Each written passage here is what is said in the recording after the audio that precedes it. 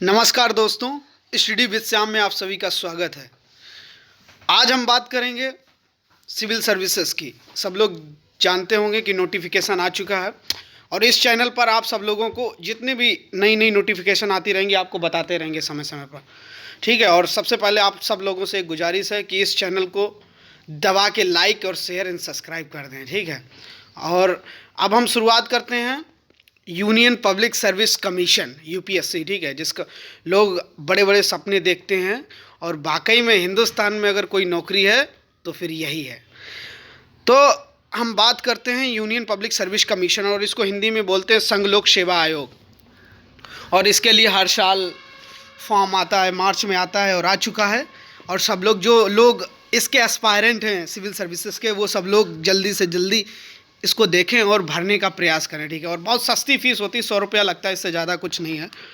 तो दूसरी बात, आप सब लोगों को इसका थोड़ा बैकग्राउंड बता देते हैं कि जो यूनियन पब्लिक सर्विस कमीशन है, इसमें 26 जाबें होती हैं, जिसमें आईएएस, आईपीएस, आईएफएस, इसके बाद आईआरएस, और इसके बाद बहुत और सी छोटी छोटी जाबें धीरे धीरे आती हैं। रेलवे में भी रहती हैं, टैक्स रेवेन्यू कलेक्शन में भी रहती हैं इसकी सर्विसेज।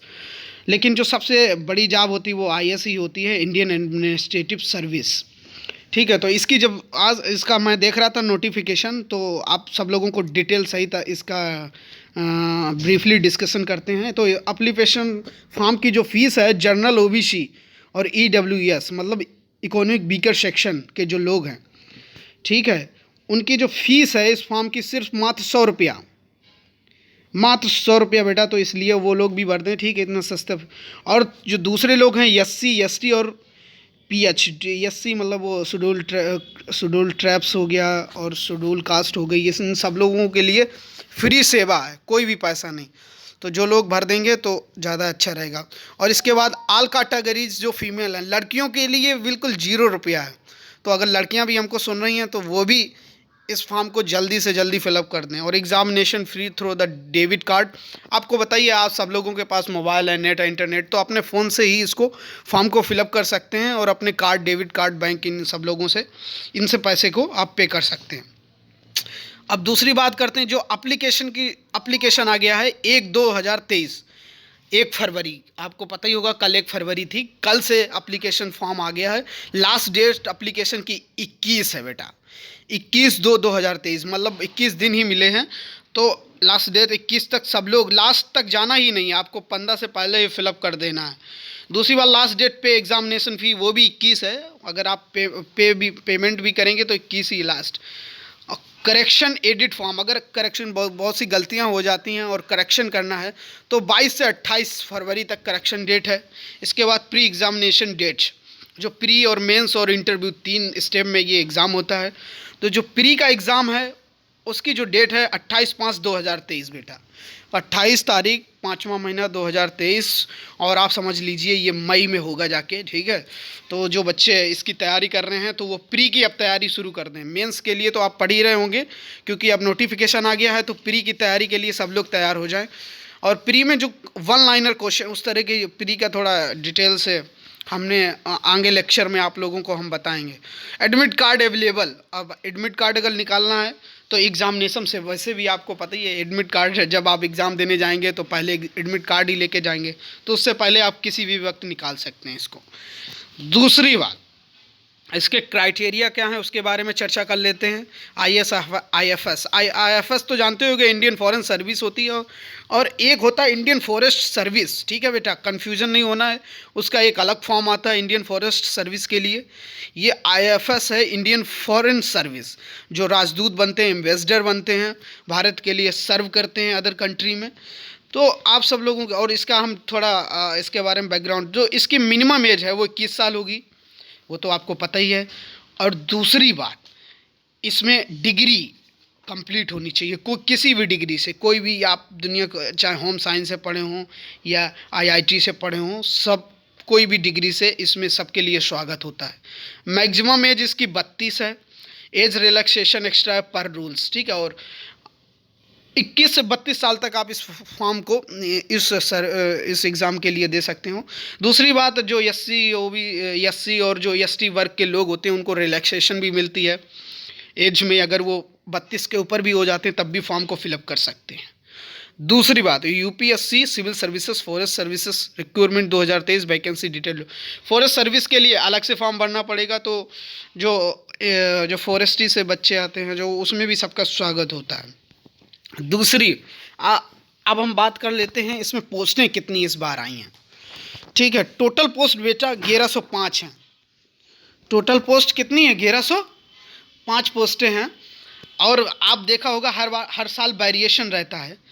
इस बार क्या है कि 1105 सबसे ज़्यादा वैकेंसी मुझे दिख रही हैं। पिछली बार 800 थी शायद, और इससे पहले 900 थी। तो इस बार सबसे ज़्यादा बम्पर भर्ती हैं इसी बार निकली 1105 मुझे लग रहा है। ठीक है, इंडियन फॉरेस्ट सर्विस में 150 सर्विसेज हैं, जिसमें थोड़ा क्राइटेरिया। इंडियन फॉरेस्ट सर्विस में एक चीज़ होती है कि उसमें डिग्री जो है ना वो मायने रखती है। आप किस सब्जेक्ट, आपको bachelor degree of subject animals husbandry से होना चाहिए, veterinary science, botany, chemistry, zoology, mathematics, physics, statistics in zoology, agriculture in environment, इन सब से आप स्नातक होना चाहिए। जो आप बैचलर डिग्री करें वो इन्हीं सब्जेक्टों से करें, तभी आप इंडियन फॉरेन सर्विस में अप्लाई कर सकते हैं। अब इसमें सब कुछ होता ही, आप जानते हो, ए ग्रेड की नौकरी होती है, बी ग्रेड की नौकरी होती है और सी ग्रेड की नौकरी होती है। वो किसी भी आप देखेंगे तो इसमें ए ग्रेड की नौकरी तो आप समझ ही गए होंगे सारी, mostly Indian administrative service, Indian foreign service, Indian police service, Indian account finance service. ठीक है, Indian audit and account service group a auditor general बनते हैं, इंडियन डिफेंस अकाउंट सर्विस, वो उसमें भी बहुत सब लोग जाते हैं, इंडियन रेवेन्यू सर्विसेज ग्रुप उसमें भी आप जाते हैं। ये सब एक ग्रुप की नौकरियां बेटा मैं बता रहा हूँ। इंडियन पोस्टल सर्विस ये भी ग्रुप ए की नौकरी है। इंडियन सिविल अकाउंट सर्विसेज ये भी एक ग्रुप की नौकरी है। इंडियन रेलवे ट्रैफिक सर्विसेज आप देखे होंगे वहाँ पे बहुत से स्टेशनों में मास्टर वगैरह, तो वो एक ग्रेड की ही सर्विस है। पांडिचेरी सिविल सर्विसेज, ठीक है, पांडिचेरी के बारे में अगर हम चर्चा करें तो आप सब लोग जानते होंगे कि Pondicherry as I think not full fledged states and half, ठीक है। आई थिंक दैट्स जैसे वहाँ पे लेफ्टिनेंट गवर्नर बनते हैं और केंद्र शासित प्रदेश होते हैं जहाँ पे केंद्र सरकार को गवर्न करती है। ठीक है, तो पांडिचेरी के लिए भी स्पेशल जो अधिकारी वगैरह उनको, अधिकारी आला किस्म के लोग होते हैं, उनको इस तरह की सर्विस प्रोवाइड की जाए ए ग्रेड की। तो आप जब जाएंगे अभी, और लद्दाख की हम बात करें वहाँ भी इसी तरह का है, दिल्ली, ये सब जो होते हैं थोड़ा ए ग्रेड हो, जो लेफ्टिनेंट गवर्नर वगैरह बनाए। इंडियन डिफेंस के अकाउंट सर्विसेज ग्रुप उसमें भी एक रेलवे अकाउंट, इंडियन रेलवे, ये सब ए ग्रुप की नौकरी है। Arm forces headquarter civil services ये बी ग्रेड की नौकरी है। ठीक है, सब लोग जानते हैं। और इस चीज़ का एक चीज़ और आप लोगों को बता देना चाहते हैं, हाउ टू फिल, और किस तरह भरना है फॉर्म को, हाउ टू फिल अप। बहुत बच्चे गलत कर देते हैं, फिर बाद में सुधारने के बजाय वो फॉर्म रिजेक्ट हो जाता है। तो इसका बहुत विशेष ध्यान रखना है। आप सब लोग जानते होंगे, to apply for civil services and forest services recruitment 2023 I will be mandatory for the candidate to do on one time register. एक ही बार रजिस्ट्रेशन कर सकते हैं। ठीक है, अगर वो रजिस्ट्रेशन आपने गड़बड़ कर दिया और खो जाता है, फिर आप समझ लीजिए गया आपका ये अटेम्प्ट। तो रजिस्ट्रेशन एक ही बार होना चाहिए।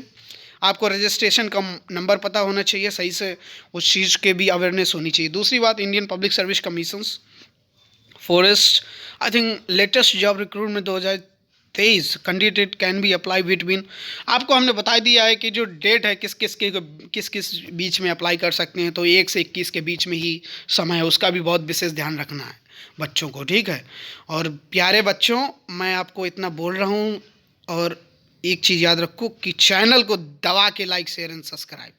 ठीक है, दूसरी बात, kindly check and collect the all document eligible in ID proofs, address details and basic details.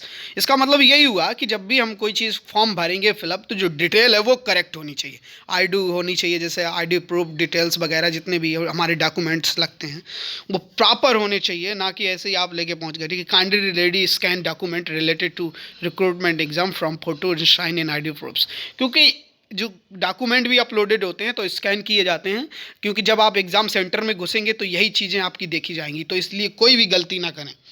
Before submit the application form must check the previous and all calculation.